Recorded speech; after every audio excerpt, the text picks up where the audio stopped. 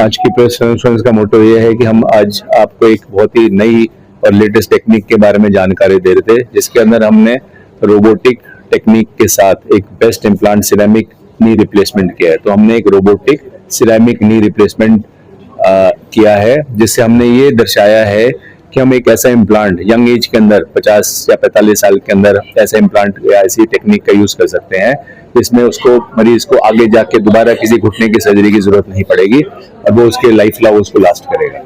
एक रोबोट एक हमारे पास एक असिस्टेंट या डिवाइस होता है जो हमारी हेल्प करता है इम्प्लांट की एक्यूरेट प्लेसमेंट के अंदर। पहले के जमाने में हमें हड्डी को काटना पड़ता था ट्रेडिशनल वे में, रोबोटिक आर्म में हम हड्डी को काटना नहीं पड़ता। सिर्फ हम रोबोटिक आर्म की मदद से ऊपर जो उसकी सतह होती है उसको हटा के इम्प्लांट के अच्छे से और एक्यूरेसी से प्लेसमेंट कर सकते हैं। और हमें मेक श्योर करते हैं रोबोटिक टेक्निक के जरिए कि 0 से 120 डिग्री तक पेशेंट की जो मूवमेंट है वो बहुत अच्छे से अचीव हो, किसी पॉइंट ऑफ टाइम में जॉइंट अनस्टेबल ना हो और अपना जल्दी से जल्दी अपने रिकवरी मोड में आ जाए। 100% देखो, जब रोबोटिक टेक्निक और साथ में बेस्ट इम्प्लांट का यूजेज, ये दोनों एक ऐसी टेक्निक है। तो रोबोटिक टेक्निक इतनी एक्यूरेट टेक्निक है जो 0.5 mm एक्यूरेसी से ज्यादा काम करती है। सर्जन का जो हैंड जितना मर्जी स्किल हो वो इतनी स्किलफुली इम्प्लांट की प्लेसमेंट नहीं कर सकता, पर रोबोटिक आर्म के साथ हम इम्प्लांट की प्लेसमेंट बहुत ज्यादा एक्यूरेसी के साथ कर सकते हैं।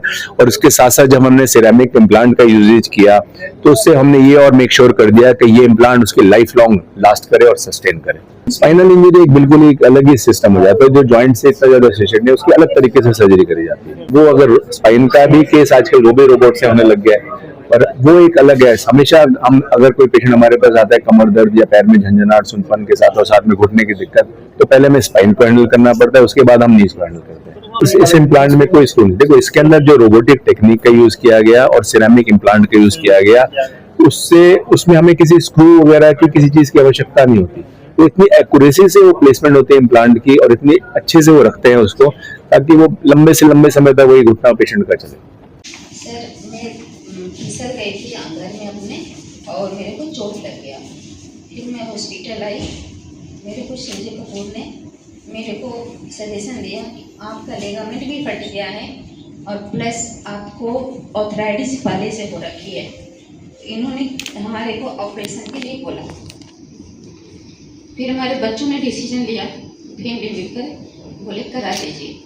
फिर इन्होंने हमारे को रोबोटिक और रेसिमेट करके कुछ है, हमें इतना कंफर्म नहीं हो रही, तो उन्होंने ऑपरेशन मेरा सर्जरी किया और 24 घंटे के बाद उन्होंने मुझे खड़ा कर दिया। इनका मैं धन्यवाद करती हूँ। आगे भी मैं सही रहूँगी।